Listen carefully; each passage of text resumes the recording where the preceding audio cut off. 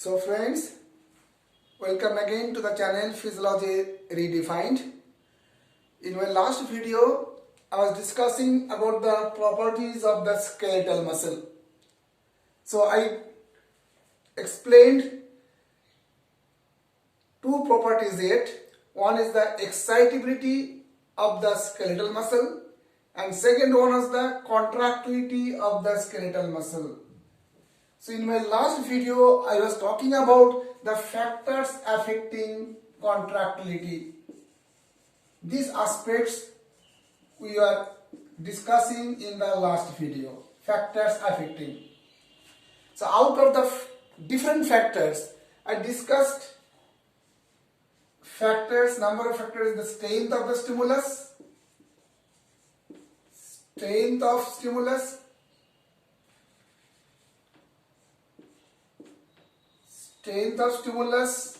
that I discussed in the last video, and the number of stimulus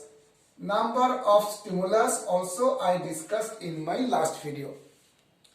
So as per the number of the stimulus, as I told, the different phenomena of the contractile property can be obtained, can be demonstrated by applying two successive stimulus. And what are those phenomena? Number one is the complete summation. Number two was the superimposition or superposition. And number three is the tetanus. And in case of applying multiple stimulus successively, then we can see some other phenomena regarding the contractility of the muscles. So first one I talked about is the tip response or the staircase phenomena. And second one I was talking about the incomplete tetanus, then complete tetanus, and finally the fatigueness of the muscle. So these are the factors and different phenomena which I discussed in my earlier video. So rest of the factors I will discuss in this video. So please keep watching till the end of this video. So what are those factors? So third factor is the initial length of the muscle fiber. Initial length of muscle fiber. Initial length of the muscle fiber means before the contraction of the muscle, how much is the length of the sarcomere. Before the contraction of the muscle, how much is the length of the muscle or length of the sarcomere. Generally what's happened, up to a certain extent, up to a limit, the length of the muscle fiber is directly related with the force of contraction.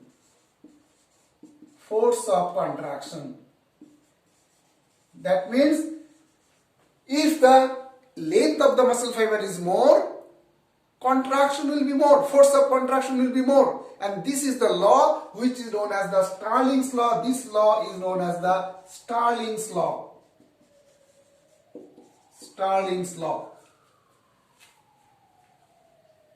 So if the length of the muscle fiber is lengthened by stretching the muscle, so initial length will be more and thereby force of contraction will be more. I am giving just a simple example.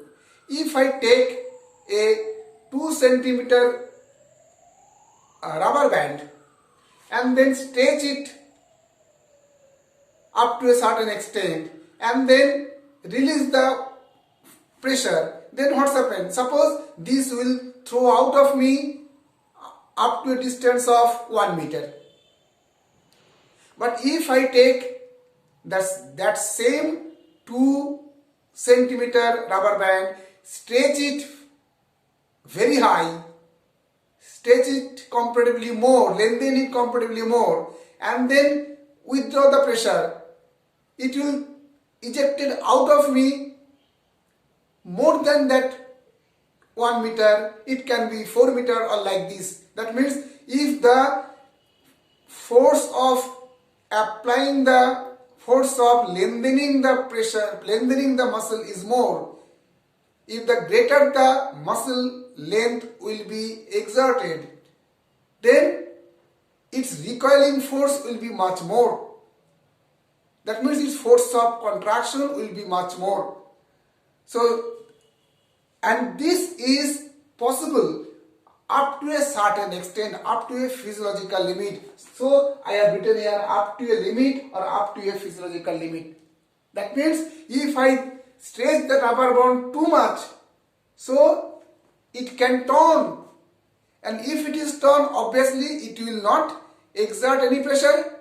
So if the muscle is lengthened in a certain extent, the muscle can turn, muscle fiber can turn, and if it is torn, obviously it will not contract, muscle will be damaged, so force of the contraction will be decreased. And this is why up to a certain extent, up to a physiological limit, length of the muscle fiber is directly related with the force of contraction, and that law is known as Stirling's law or Stirling's principle.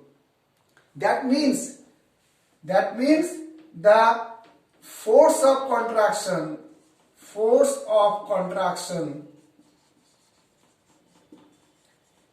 is maximum at optimum length.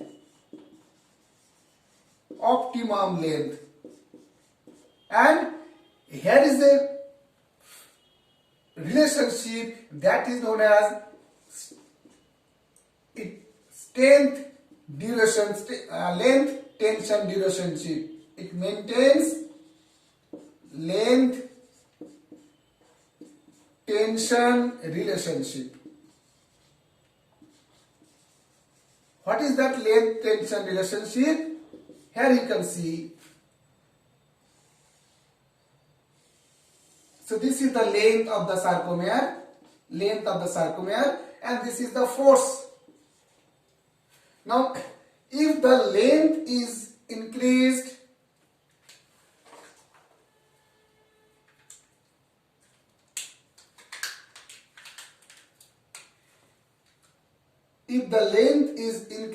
as I told, the force of the contraction will be increased.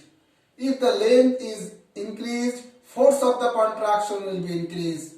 And then up to a certain extent, even if the length is increased, force of the contraction will be decreased. So in this curve you can see this is the optimum length. At this optimum length, this is the optimum length, this is the optimum length, this length is the optimum length, in which the force of contraction is maximum. So this is the maximum force. So maximum force takes place at the optimum length of the muscle. Beyond that, if the length is increased, the force of contraction is getting decreased because of the tearing of the muscle. So this is the length, this relationship between the length and tension or force is known as the length tension relationship. Now this is length tension relationship. This type of curve is known as the active tension. This is the active tension. This curve is the active tension. Now, not only in the muscle, in the contractile component of the muscle, that is, not only the contractile component of the muscle, the tension will also be developed in the series elastic component of the muscle, that is in the tendons, etc. In the series elastic component of the muscle, a tension will be developed. And what will be that tension? This curve will be like this. So this is the passive, this type of curve, this is the curve for the series elastic component, which is known as the passive tension.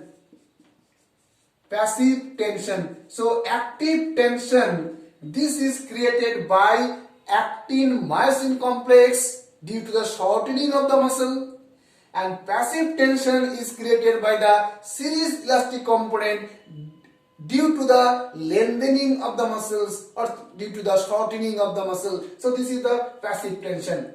So the total tension developed in the muscle during the resting condition, total tension during the muscle contraction, that is active plus passive, this is like this.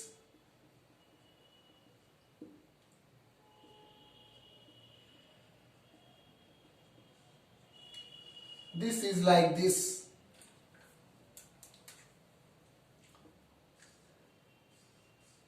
So this is the tension which is known as the total tension developed during the muscle contraction. Total tension developed during the muscle contraction. So this initial length of the muscle fiber, that is the first factor which affect, third factor which affect the contractility of the muscle fiber. Now there are some other factors which are the, most of which are the temperature. So next factor is the temperature. Again for the maximum contractility, maximum force of contraction of the muscle requires a optimum temperature.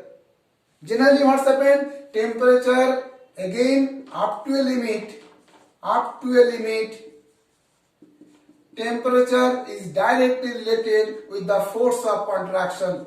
Directly related with the force of contraction. And that means, suppose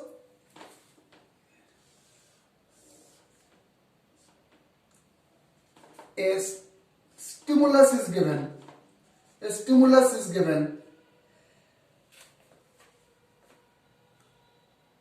in the gastrocnemius sciatic nerve preparation.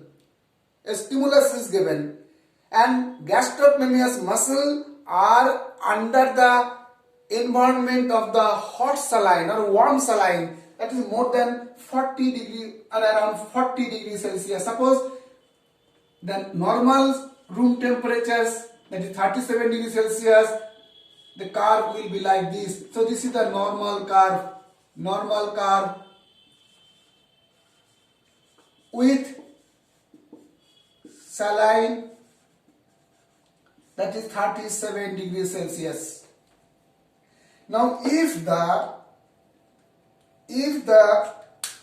temperature of the saline is raised to 40 degrees Celsius, then the contractility of the muscle will be increased.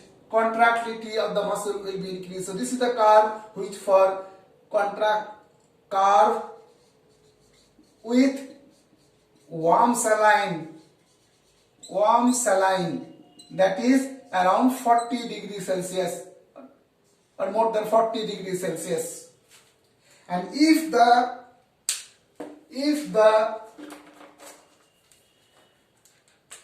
stimulus is applied with the application of the cold saline, then what's happened? This type of curve will appear, which is the curve. This is curve with cold saline, that is 10 degrees Celsius. That means if in the cold environment contractility is less, in the hot or warm environment contractility is maximum. In the warm environment contractility is maximum. And if the saline temperature is more than 60 degrees Celsius, if the saline is more than 60 degrees Celsius and the stimulus is given, then no contraction is achieved. That means, so here you can see, we can write that more contraction at more than 40 degrees Celsius or warm saline or warm environment and minimum contraction at cold saline or cold environment, that is around 10 degrees Celsius. And if the temperature is raised, temperature of the saline is increased beyond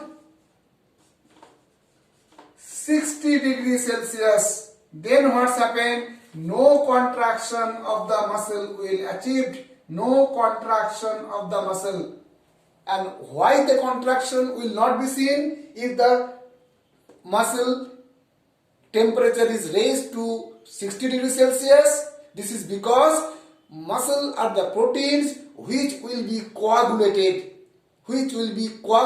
by the excessive heat. So this no contraction is because of this is due to coagulation of the muscle protein.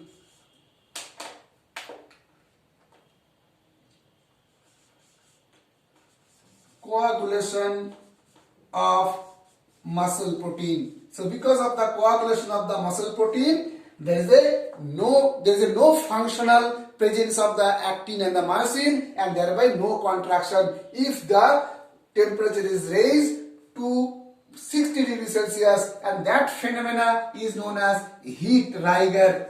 This phenomena of the muscle is known as heat rigor.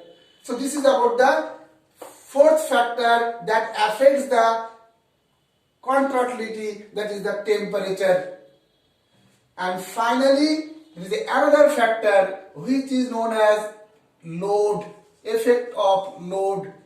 Generally what's happened, as I told earlier, in case of after loaded condition,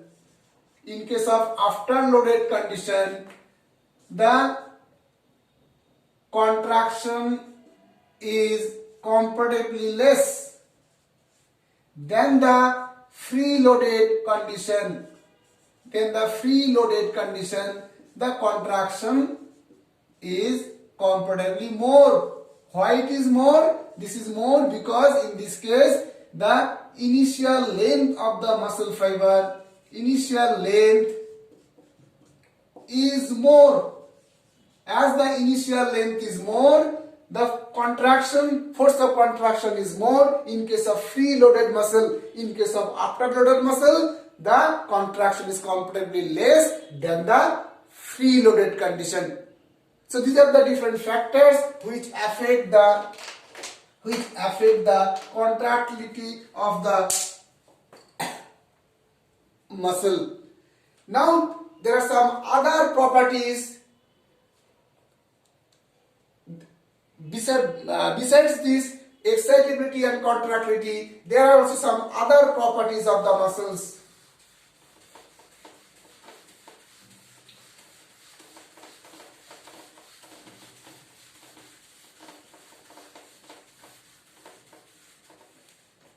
So third property of the muscle is known as all or none law.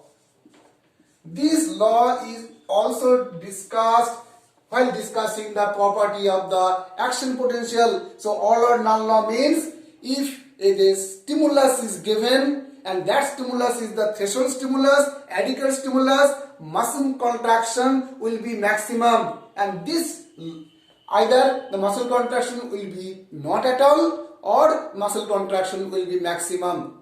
So this is the law which is known as the all or none law, but in this case this law is applicable in single muscle fiber. This law is applicable. It is not applicable in skeletal muscle mass.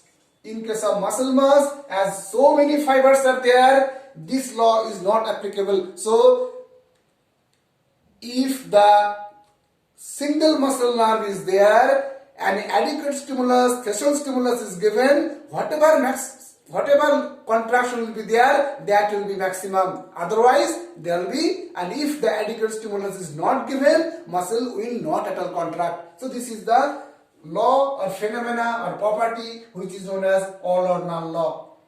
Next property is known as the conductivity. Conductivity of the muscle. That means if the one part of the muscle fiber is excited or action potential is generated in one part of the muscle fiber, then that action potential is traveled, is propagated to other end of the muscle fiber. So through the muscle, action potential or electrical signal can be propagated from one part to another part, and that phenomena is known as the conductivity. And then is the extensibility and elasticity. So muscle fiber has also got extensibility and the elasticity. Extensibility means if the muscle is stretched, it can be extended, it can be lengthened. So that is known as extensibility. And if the force is withdrawn, muscle fiber will recoil back to its original position. That property is known as elasticity. So muscle fiber has got the capacity of extensibility. It can be stretched, it can be lengthened by applying the pressure from the two ends of the muscle fiber, and simultaneously if the pressure is withdrawn, it will recoil back to its original position, and that property is known as elasticity. And finally, there is another property of the muscle which is known as the tonicity. So tonicity means it exhibits